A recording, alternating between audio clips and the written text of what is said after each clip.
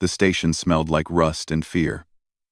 Yunho walked through the narrow halls with his hands in his pockets and his eyes on the floor. He did not want to be here. No honest trader wanted to be here, but his ship needed fuel, and this lawless station was the only stop for 3-star systems. He was a cargo hauler. Nothing special.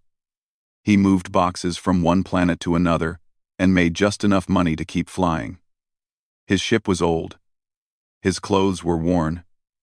He had no family waiting for him anywhere, just the stars and the hum of his engine. The station was called Rethak 7.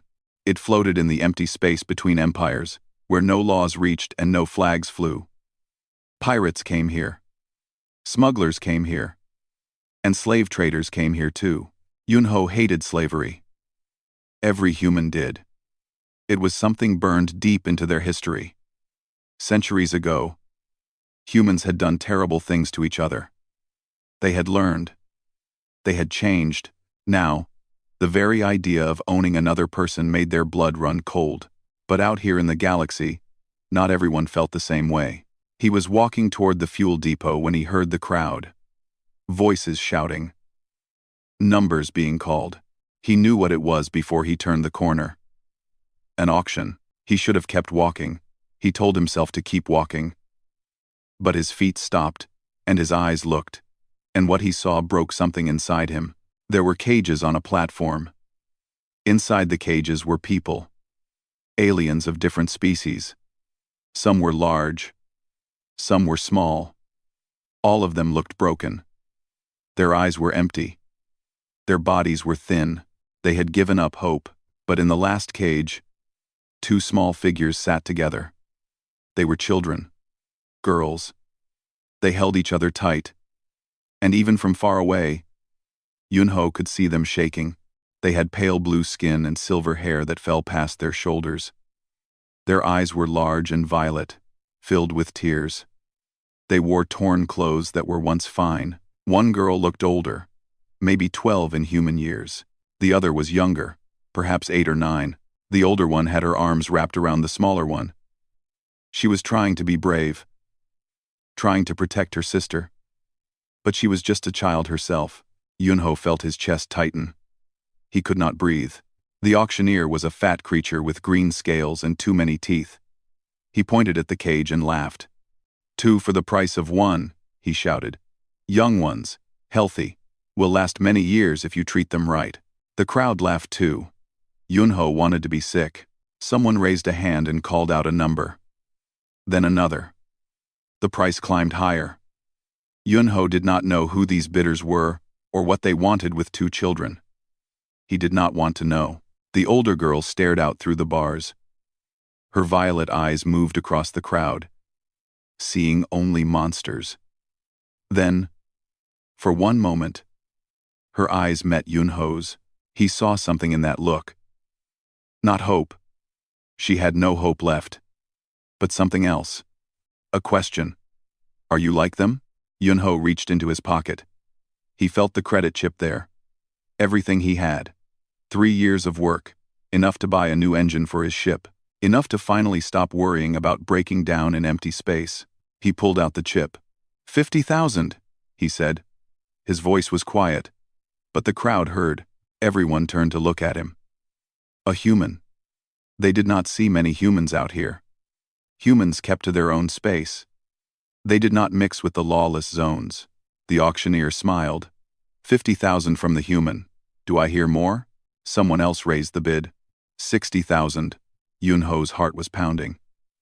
70, he said. The other bidder looked at him with angry eyes.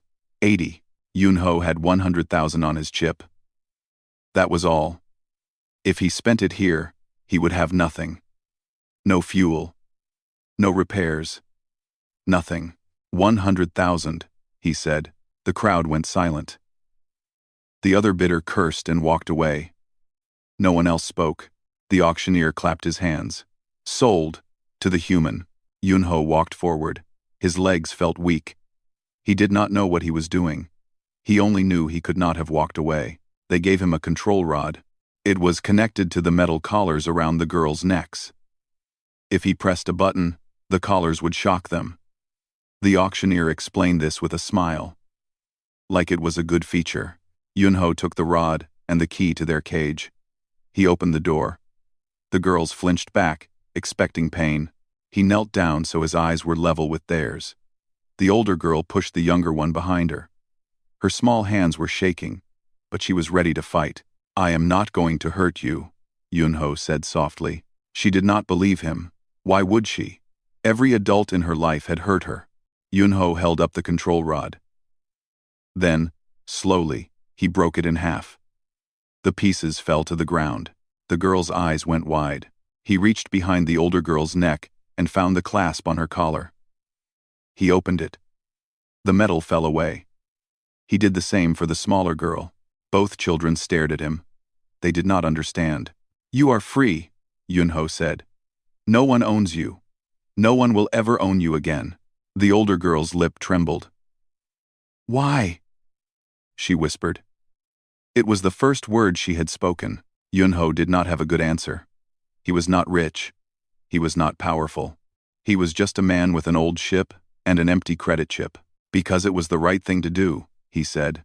Tears spilled from the girl's violet eyes. The smaller one began to cry too. They did not run to him. They did not trust him yet. But something in their faces changed. A tiny light, buried deep, began to glow again. Yunho stood up. He had no money. He had no plan. But he had made a choice, and he would live with it. "Come with me," he said gently. "I will take you somewhere safe." The older girl looked at him for a long moment. Then she took her sister's hand and stepped out of the cage. They followed the human through the crowd, past the staring faces and the whispered words. No one stopped them. No one dared. Yunho did not look back. He walked straight to the docking bay where his ship waited. It was small and dented and nothing special. But it was home. He opened the door and stepped aside. "Go in," he said. "There is food and water. You can rest." The girls hesitated at the door. The older one looked at the ship, then at him. "What do you want from us?" she asked. Yunho shook his head. "Nothing. I want nothing from you."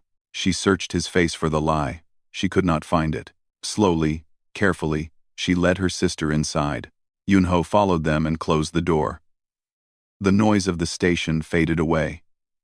In the quiet of his ship, he could hear his own heartbeat. He had just spent everything he had on two children he did not know. He had no fuel money, no food money, no way to reach any safe port. But when he looked at those two girls sitting together on his worn couch, still holding hands, still afraid but no longer in chains, he knew he had made the right choice. Whatever came next, he would figure it out. He always did. The ship hummed softly as it drifted through space. Yunho sat in the pilot seat, staring at the fuel gauge. The needle was low. Very low. He had enough to reach one more station. Maybe two, if he was lucky. Behind him, in the small living area, the two girls sat on the old couch. They had not moved for hours. They watched him with careful eyes, waiting for him to show his true nature. Yunho understood. Trust was not given. It was earned. And these children had learned that adults could not be trusted. He got up slowly, making sure not to move too fast. Quick movements scared them. He had noticed that already. "Are you hungry?" he asked. The older girl shook her head. But her stomach made a sound. She looked away, embarrassed. Yunho went to his small kitchen area. He did not have much food. Some dried noodles, some protein bars, a few cans of soup. He heated the soup and poured it into 2 bowls. He brought the bowls to the girls and set them on the small table. Then he stepped back. He did not sit close to them. He gave them space. The younger girl looked at the soup, then at her sister. The older girl sniffed it carefully. After a long moment, she picked up the spoon and tasted it. Her eyes changed. Just a little. The soup was warm and simple. But maybe it was the first warm meal she had eaten in a long time. She gave the other bowl to her sister, and they ate together. Yunho smiled and returned to his seat. For 3 days, this was their pattern. Yunho cooked. He cleaned. He flew the ship. He asked nothing from them. He made no demands. On the third day, the younger girl spoke for the first time. "What is your name?" she asked. Her voice was soft and musical. Yunho turned around. "My name is Yunho." "Yunho," she repeated, like she was testing how it felt. "That is a strange name." He laughed gently. "I suppose it is. It is a human name." "What is your name?" The older girl put her hand on her sister's arm, a warning. But the little one looked at her and said, "He broke our collars. He feeds us. I want to tell him." The older girl sighed. Then she looked at Yunho. "I am Li Rei. This is my sister, Velith." "Li Rei and Velith," Yunho said. "Those are beautiful names." Velith smiled. It was a tiny smile. Barely there, but it was the first smile he had seen from either of them. It made his heart feel warm. "Where are you taking us?" Li Rei asked. Her voice was still hard, still guarded. "I do not know yet," Yunho admitted. "I need to find fuel first. Then I will take you wherever you want to go." "Do you have family? Someone who can care for you?" Li Rei's face became stone. "No," she said quickly. Too quickly, Yunho noticed. But he did not push. "Then you can stay with me until we figure something out." "Why?" Li Rei demanded. "Why are you doing this? No one does something for nothing. What do you want?" Yunho leaned back in his chair. He thought about the question. It deserved a real answer. "When I was young," he said slowly, "my world was attacked. Aliens came. They took people. They killed people. I was just a boy. But I remember hiding in a broken building. Alone. Hungry. Afraid." Li Rei listened. Her eyes were fixed on him. "A stranger found me," Yunho continued. "An alien. Not even a human. He could have walked past. He could have ignored me. But he stopped. He gave me food. He took me to safety. He saved my life." He looked at the two girls. "I never saw him again. I never got to thank him. But I promised myself that if I ever had the chance to help someone like he helped me, I would." Velith's eyes were wet. "That is a nice story," she whispered. "It is not just a story," Yunho said. "It is why I am who I am." Li Rei said nothing. But something in her face softened. Just a little. Days passed. The ship drifted toward a trading station where Yunho hoped to find work. Without money, he could only barter. He had some spare parts in the cargo hold. Maybe they would be worth something. During this time, the girls began to open up. Velith was curious about everything. She asked questions about the ship, about humans, about the stars. Yunho answered every question patiently. Li Rei was slower to trust. She watched him constantly, looking for any sign of danger. But slowly, very slowly, she began to relax. She stopped flinching when he walked past. She started eating at the table instead of hiding in the corner. One night, Yunho was fixing a broken panel in the engine room when Velith appeared at the door. "Can I help?" she asked. Yunho smiled. "Sure. Hold this light for me." She held the light while he worked. Her small hands were steady. When he finished, she looked at the wires and circuits with wonder. "How does it work?" she asked. Yunho began to explain. He used simple words. He showed her each part and what it did. Velith listened with wide eyes, soaking in every detail. "You are smart," Yunho said. "You learn fast." Velith beamed. It was the brightest smile he had seen yet. "My mother used to say that," she said. Then her smile faded. Before, Yunho did not ask what came before. He knew it was painful. "Your mother sounds wise," he said simply. Velith nodded and said nothing more. Later that night, Yunho sat alone in the cockpit, looking at the stars. He heard soft footsteps behind him. Li Rei stood in the doorway. "Can I sit?" she asked. He nodded. She sat in the co-pilot's seat and looked out at the endless black. For a long time, neither of them spoke. We were taken from our home, Liray said quietly. Men came in the night. They grabbed us from our beds. Our guards tried to stop them, but there were too many. Yunho listened. He did not interrupt. They put us on a ship, then another ship, then another. Each time, they sold us to someone new. We were moved so many times. I lost count of the days. Her voice shook. I tried to protect Velith. I tried to keep her safe. But I was scared too. I did not know if we would ever go home. You were very brave, Yunho said softly. Liray shook her head. I was not brave. I was just trying not to cry. That is brave, Yunho said. Being scared. And still trying. That is the bravest thing of all. Liray looked at him.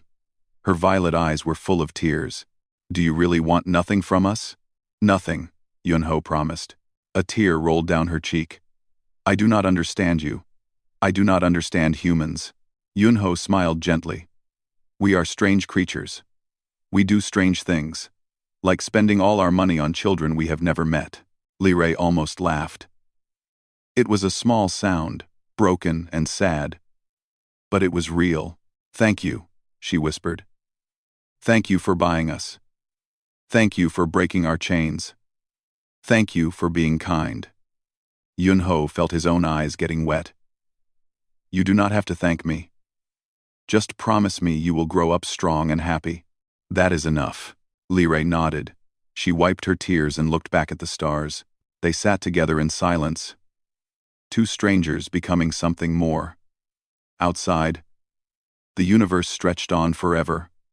Cold and empty and full of danger. But inside this small, battered ship, there was warmth, there was hope, and somewhere, without knowing it, a human cargo trader had just changed the course of galactic history. He just did not know it yet. Far across the galaxy, on a world of silver towers and crystal seas, a queen sat on her throne. Her name was Serath. She was ruler of the Valorian Empire, commander of 1,000 warships, and the most powerful being in 6 star systems. But none of that mattered now, because her daughters were gone. It had been 40 days since they were taken, 40 days of searching, 40 days of rage and grief and desperate hope. Every ship in her fleet was looking, every spy in her network was listening, but there was nothing. Her children had vanished like smoke. Serath stared at the hologram in front of her. It showed the faces of Liray and Velith, captured from a family portrait. They were smiling in the image. Happy. Safe. The queen's hands shook. My lady, said a voice behind her. She turned. Her chief advisor, an old Valorian named Thalos, stood at the door. His face was grim. What is it? Serath demanded. Have you found them? Thalos bowed his head. We have found a trail, my queen. A witness on Rethak. 7 station. Serath's eyes burned with cold fire. Rethak. 7. That lawless place where criminals gathered like rats. She should have burned it years ago. What did the witness say? Thalos hesitated. That hesitation made the queen's blood freeze. Speak, she commanded. The princesses were sold, my queen. At a slave auction. 9 days ago. The words hit Serath like a blade. Sold. Her daughters, the heirs to her empire. Sold like animals.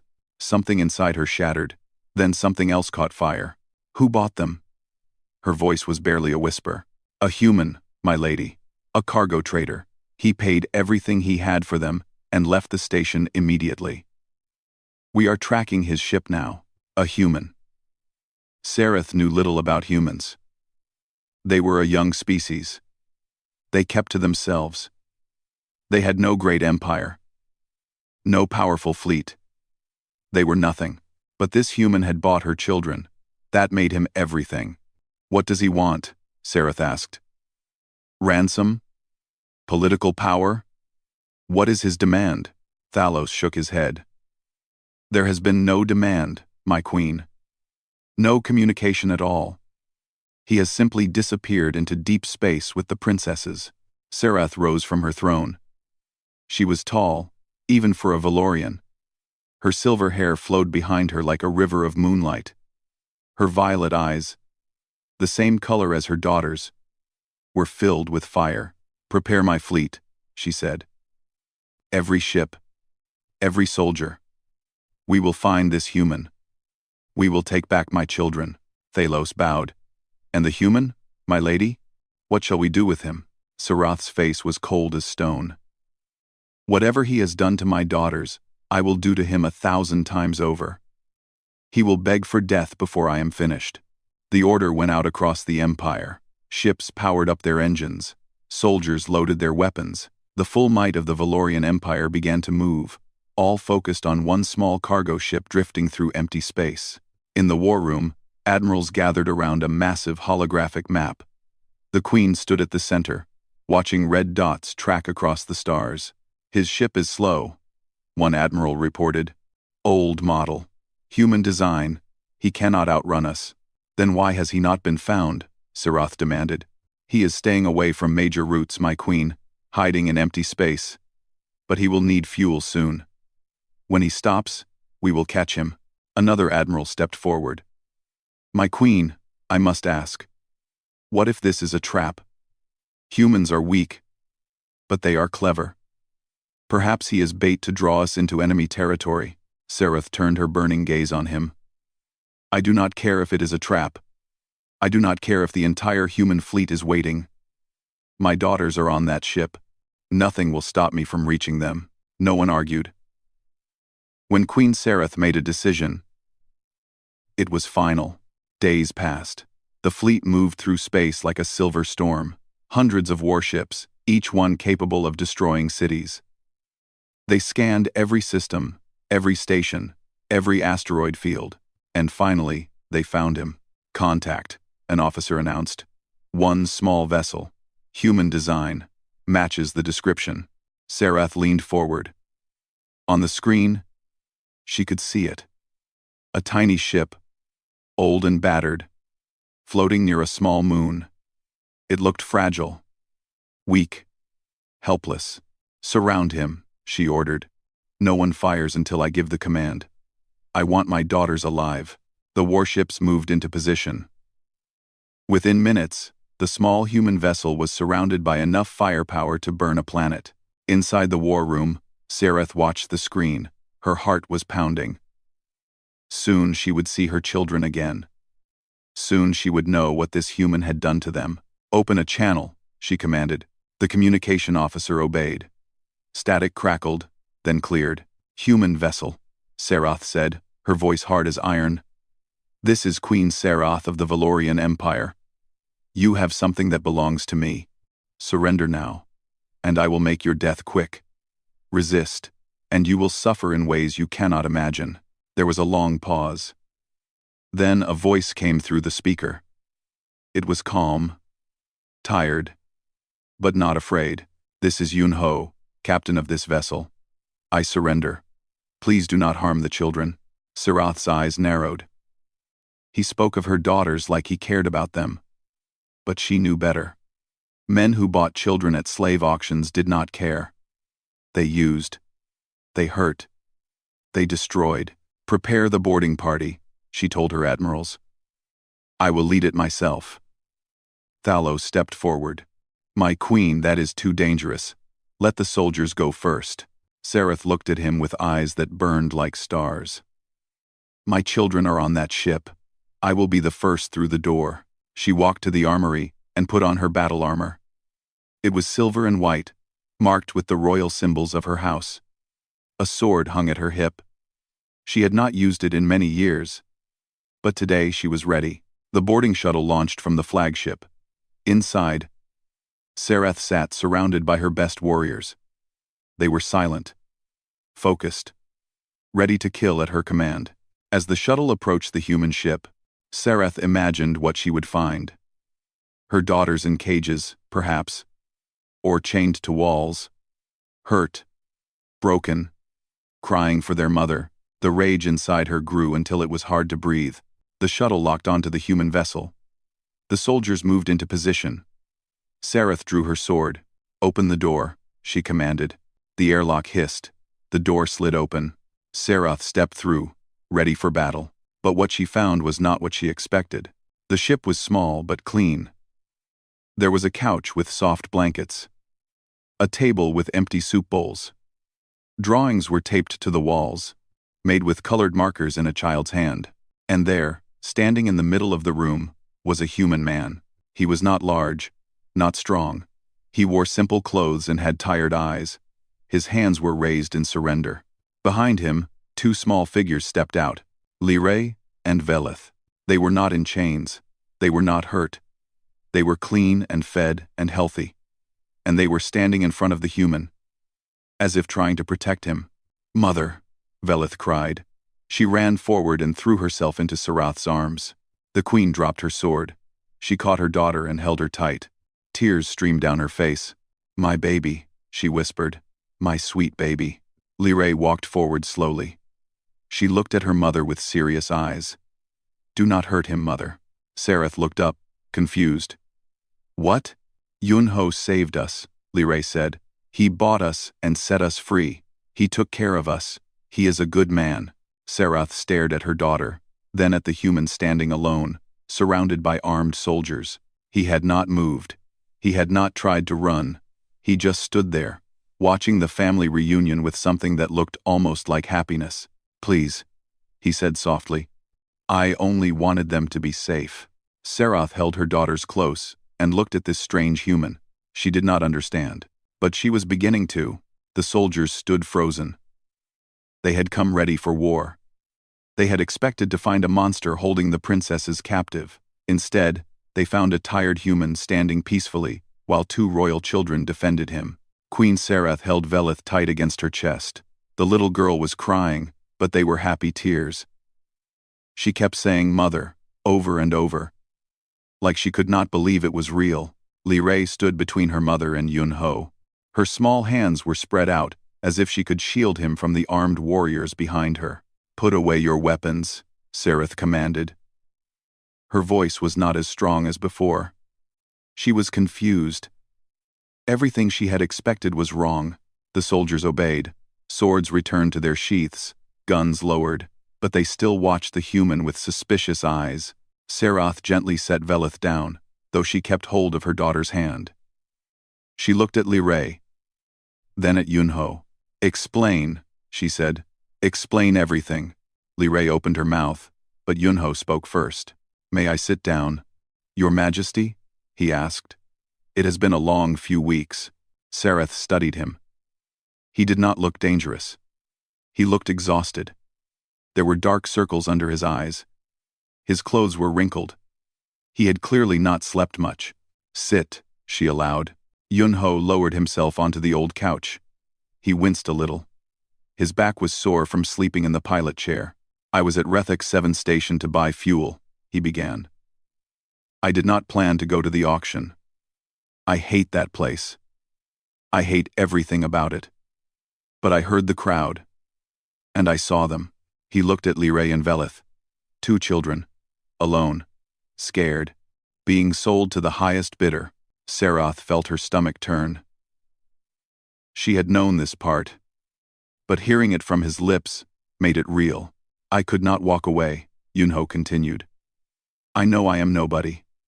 I have no power, no money, but I had some savings. 3 years of work. I spent all of it to buy them." "Why?" Sarath demanded. "What did you want from them?" Yunho met her eyes. "Nothing. I wanted nothing. That is impossible. No one does something for nothing." Yunho smiled sadly. "That is what Liray said too. But it is the truth. That is all." He reached into his pockets slowly, careful not to alarm the soldiers. He pulled out 2 broken pieces of metal and plastic. This was their control rod. It was connected to shock collars around their necks. "The first thing I did was break it. The second thing was remove the collars." Sarath looked at the broken device. She had seen such things before. Terrible tools used to control slaves. The thought of her daughters wearing those collars made her want to scream. "He did not hurt us, Mother," Velith said. She had stopped crying and was looking at Yunho with soft eyes. "He gave us food. He let us sleep in his bed while he slept in the chair. He told us stories and taught me how the ship works. He asked us nothing. Lee Ray added. He demanded nothing. He just took care of us and said he would take us somewhere safe. Sareth looked from her daughters to the human. She had spent 40 days imagining the worst. She had prepared herself to find them broken, damaged, ruined. Instead, they were healthy. They were calm. They were defending this stranger like he was family. You could have contacted us, she said to Yunho.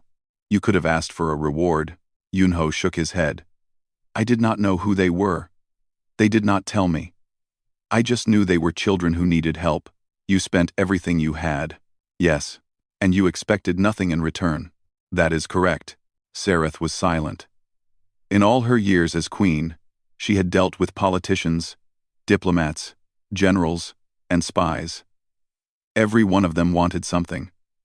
Every deal had conditions. Every kindness had a price.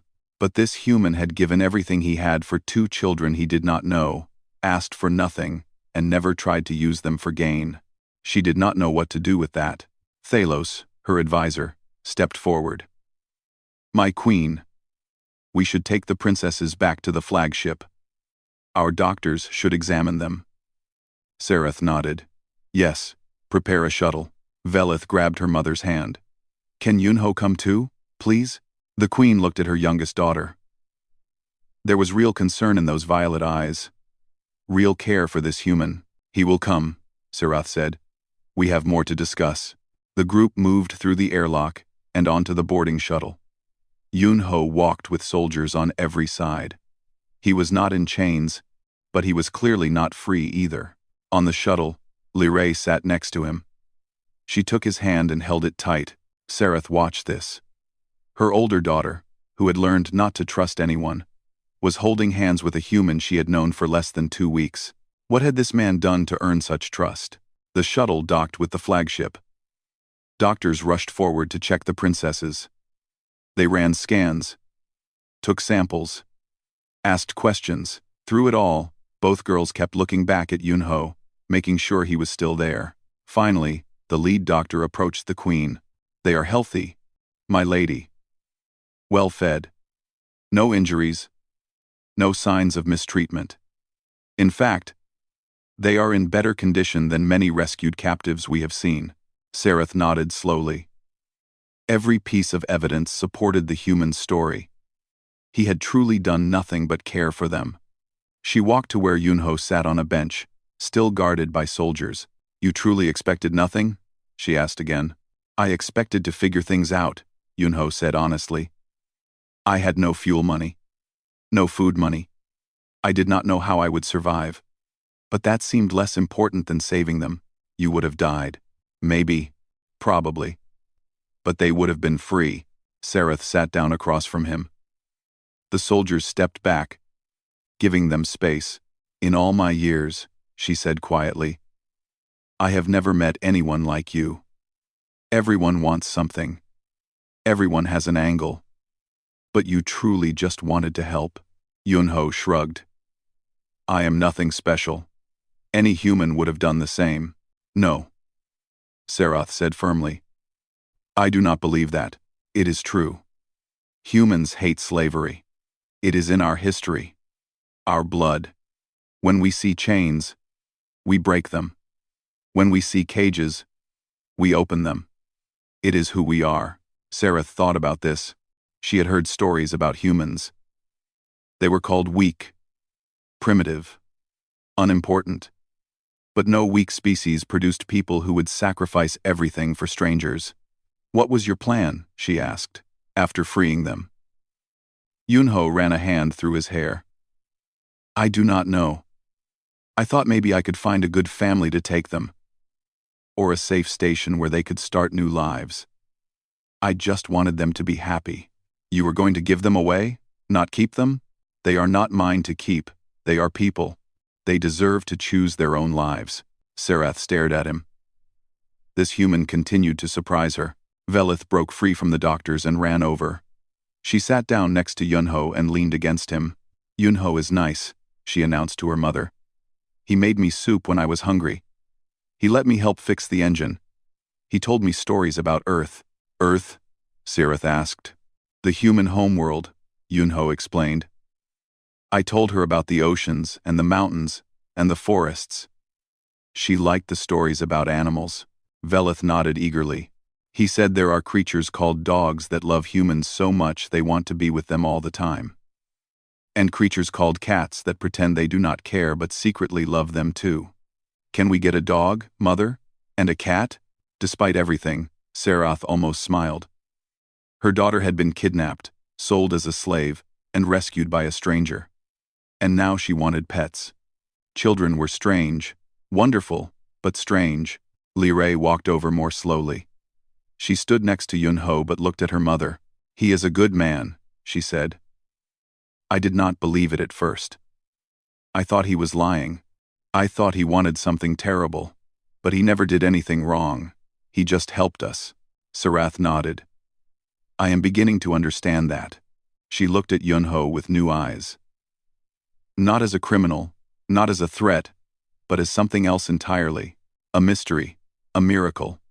A man who had done the impossible simply because it was right. What happens now? Yunho asked.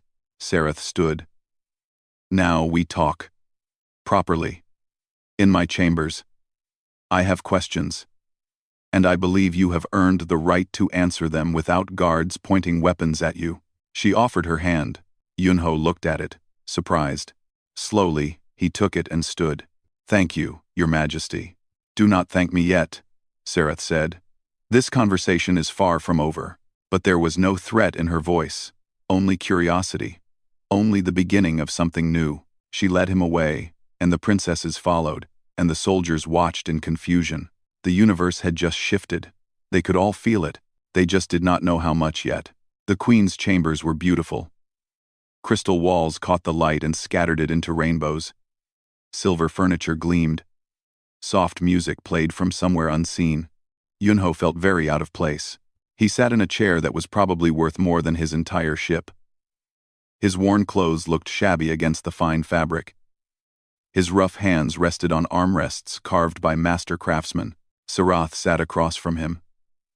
She had removed her battle armor and wore a simple silver gown. Without the weapons and the rage, she looked different. Still powerful, but also tired. The last 40 days had been hard on her too. Tell me about humans, she said. Yunho blinked. What would you like to know? Everything. Your people are a mystery to us. You have no great empire. No powerful fleet. You stay in your small corner of space and rarely venture out. Most species think you are weak. Yunho smiled slightly. We like it that way. Why? Because we learned long ago that empires fall. Power fades. What matters is not how much you control, but how you treat those you can help. Sarath tilted her head. An interesting philosophy. We earned it the hard way. Humans used to be cruel to each other. We had wars, slavery, terrible things. It almost destroyed us. But we survived, and we swore to be better. And you succeeded? Mostly. We still make mistakes. But when we see suffering, we try to stop it. When we see injustice, we fight it. It is not about strength. It is about choice. Sarath was quiet for a moment. Then she said, You chose to spend your life savings on my daughters. Yes, you could have died. Your ship had no fuel, no supplies. Yes, and you still did it. Yunho looked at her directly. Your Majesty, when I saw those two girls in that cage, I did not see princesses. I did not see valuable hostages or political tools. I saw children, scared, alone, and about to be taken by monsters. What else could I do? Sarath felt something shift in her chest. She had ruled for 50 years. She had seen the worst of what beings could do to each other. She had grown hard, cynical, suspicious. But this human made her remember something she had almost forgotten. That kindness existed. That goodness was real. What do you want? She asked. Name your price. Gold? Ships? Land? I will give you anything. Yunho shook his head. I do not want anything. Everyone wants something. Not everyone. I want your daughters to be safe and happy. That is all I ever wanted. Sereth studied him. She was very good at reading people. She had to be. A queen who could not spot lies would not live long. But she saw no deception in this human's face. No hidden agenda. Just simple, honest truth. You confuse me, she admitted. Yunho laughed softly. I confuse myself sometimes. A knock came at the door. Lire and Velith entered, freshly bathed and wearing clean clothes. They ran to Yunho and hugged him. They said you might leave, Velith said, her voice worried. You are not leaving, are you? Yunho looked at the queen over the little girl's head. That is up to your mother. Sereth watched her daughters hold on to this human like he was precious, like he was family. In less than 2 weeks, he had earned something that most people never achieved in a lifetime. You saved my children, she said slowly. You asked nothing in return. You treated them with kindness when you had every reason to use them. I owe you a debt I can never repay. Yunho tried to speak, but she held up her hand. Let me finish. I have ruled a long time. I have met thousands of people from hundreds of species. Not one of them did what you did. Not one of them gave everything for nothing. She paused. You are something special, not just as a person, but as a human. You showed me what your species truly is. She stood and walked to a window. The stars stretched out before her. Endless and cold. My empire is powerful, she continued. We have enemies. Other empires that would like to see us fall. I have always focused on the big threats. The great powers. I ignored the small species, the ones without fleets or weapons. She turned to face Yunho. I was wrong. Power is not just about ships and soldiers. It is about character. About what you do when no one is watching. About the choices you make when there is no reward. Yunho stood slowly. He was not sure where this was going. Sereth walked toward him. She stopped an arm's length away and looked into his eyes. Yunho, cargo trader, citizen of Earth. I, Queen Sereth of the Valorian Empire, hereby declare humanity under my protection. Any attack on a human ship will be considered an attack on my empire. Any harm to a human citizen will be answered with the full force of my fleet. Yunho's mouth fell open. Your Majesty, that is, I cannot accept. You do not have a choice. This is not a gift to you. This is a statement to the galaxy. That there are beings worthy of protection, not because of their power, but because of their hearts. Lire smiled. Velith cheered. Yunho stood in stunned silence. Furthermore, Sereth continued, I offer you a position in my court, as an advisor, as a friend to my daughters, as a reminder of what true goodness looks like. I am just a cargo hauler, Yunho said weakly. You were a cargo hauler. Now you are something more. Accept it. You earned it. Yunho looked at Lire and Velith. They were nodding eagerly, their violet eyes bright with hope. Can he stay? Velith asked. Please, mother. I want him to stay. Lire squeezed his hand. You have no ship now, no money. Stay with us.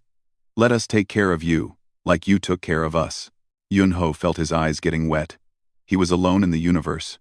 No family, no home, just his old ship and the endless stars. But now, 2 children and their powerful mother were offering him something he had never had. A place to belong. Okay, he whispered. I will stay. Velith threw herself at him in a hug. Lire joined her. Even Sereth smiled. Later, there was a great ceremony. The entire Valorian court gathered to witness the Queen's announcement. Holographic broadcasts carried her words across 6 star systems. Let it be known, Sereth declared, that humanity has proven itself not through war, but through compassion. One human, with nothing but kindness, saved what is most precious to me. From this day forward, humans are friends of the Valorian Empire. Their ships will travel safely through our space. Their people will be welcomed on our worlds. Across the galaxy, Humans watched in amazement. They had done nothing to earn this, or so they thought. But they did not know about Yunho. They did not know about a tired cargo hauler who spent everything he had on 2 scared children at a slave auction. They did not know that one small act of kindness had changed the course of history. Word spread. Other empires heard what happened. Some laughed. Some were confused. But many began to look at humans differently. If one human could do this, what else were they capable of? Years passed. Yunho lived in the palace. He watched Liray and Velith grow up. He taught them about Earth, about dogs and cats and oceans and forests.